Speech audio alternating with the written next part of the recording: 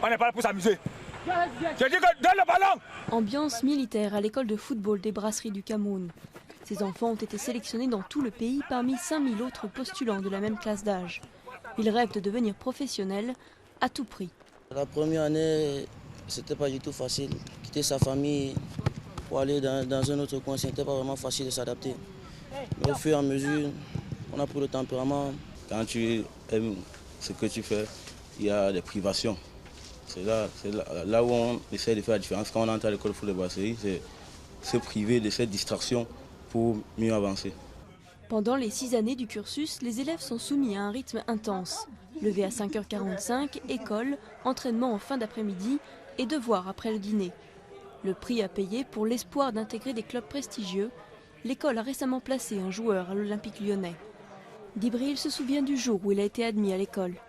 J'ai été heureux, j'ai commencé à courir dans tout le quartier, mes amis me regardaient comme un fou, ils demandaient pourquoi tu cours comme ça. J'ai dit que les gars, vous ne pouvez pas comprendre. Ces jeunes seront bientôt censés assurer la relève du football camerounais, qui en a bien besoin. Les Lions, qui se sont longtemps décrits eux-mêmes comme indomptables, n'ont pas réussi à se qualifier pour la Coupe d'Afrique 2012, ni pour les Jeux Olympiques de Londres. Dur pour une équipe qui a remporté 4 fois la CAN et la médaille d'or au JO de Sydney.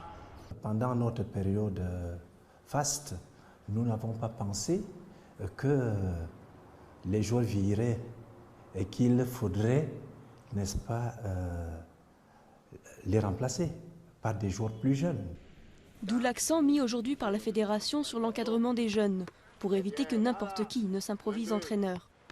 Le football est devenu une activité assez lucrative ici. Conséquence de cela, beaucoup d'anciens joueurs, beaucoup de personnes même d'ailleurs, qui peut-être avant de s'intéresser même pour le football se sont lancés dans la création des écoles ou des centres de formation de football. Plus il y a une forte demande également des parents parce qu'il y a des parents qui encouragent même leurs enfants à délaisser l'école pour aller jouer au football.